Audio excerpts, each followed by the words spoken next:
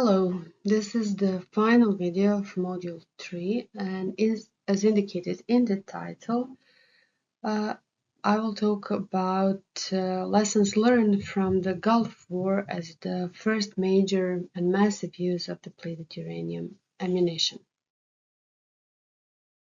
Even before depleted uranium was used in battlefields, some depleted uranium testings were performed.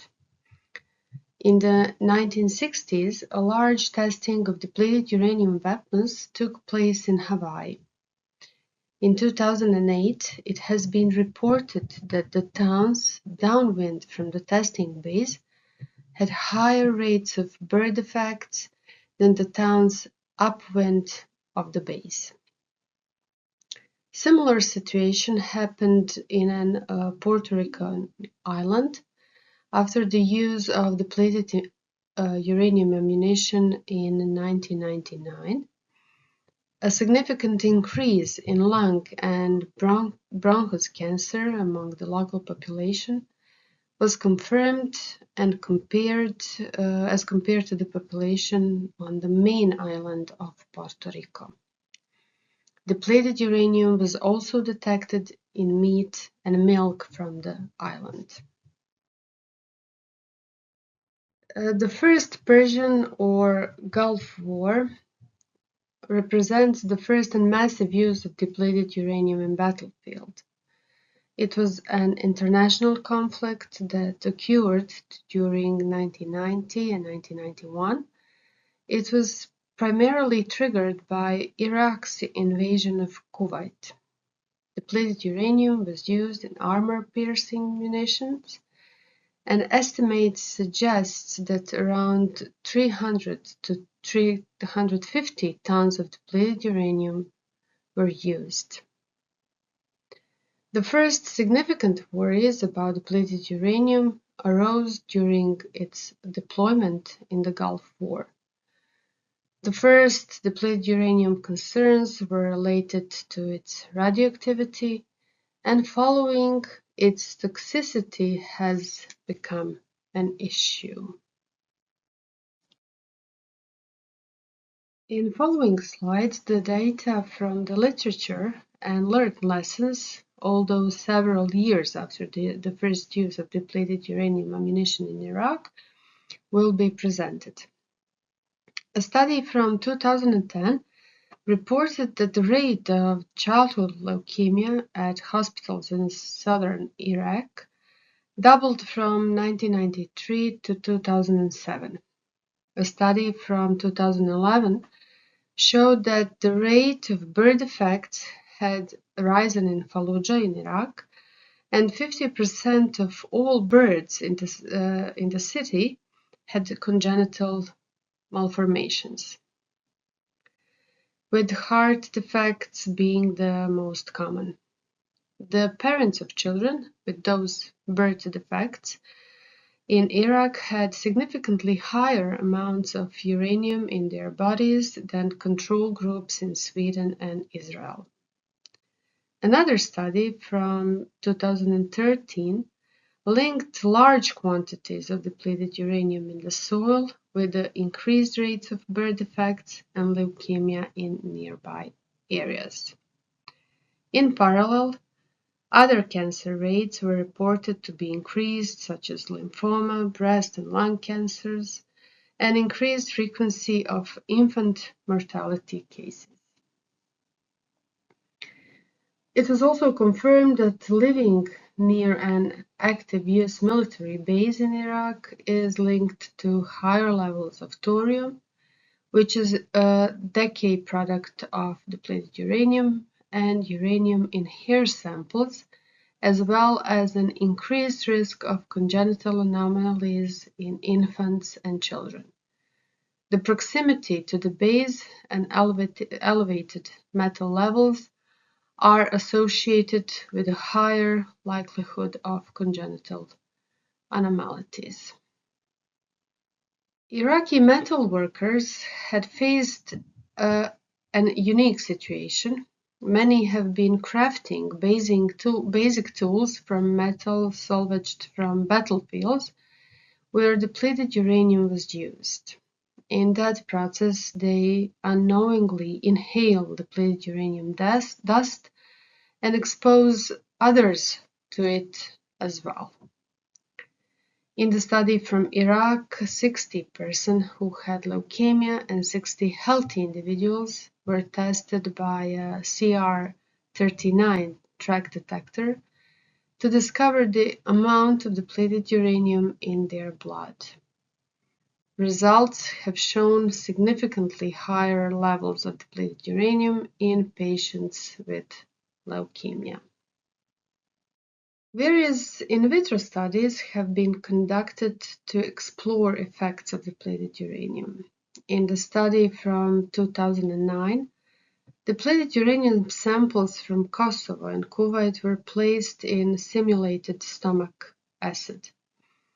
73 to 96% of the depleted uranium particles dissolved within a week, indicating that the majority of depleted uranium, if ingested orally, would be bioaccessible. Significant chromosomal instability and substantial neoplastic transformation in human bronchial epithelial cells after treatment with depleted uranium have been reported as well. Depleted uranium was also shown to be neoplastically transforming, mutagenic, genotoxic, leukemogenic, and neurotoxic in human osteoblast cells. In regards to human population studies, Hopper and colleagues followed 33 US Persian Gulf War veterans with embedded depleted uranium and found that while there was elevated uranium in their urine, they had not suffered renal issues. Another study was performed on 32 US Persian Gulf War veterans who had embedded fragments in their bodies, and no statistically higher rates of illnesses were found when compared to other veterans. Several studies confirmed that when inhaled, uranium particles may be retained in the lungs and lymph nodes for even years. Those particles could go into bloodstream, lymph nodes, and bones. A study of 30,000 American Persian Gulf War veterans came to the conclusion that those who deployed were far more likely to have children with birth defects than those who did not deploy. Male Persian Gulf War veterans are found to be 1.8 times as likely to have congenital defects in their children as their non-deployed counterparts.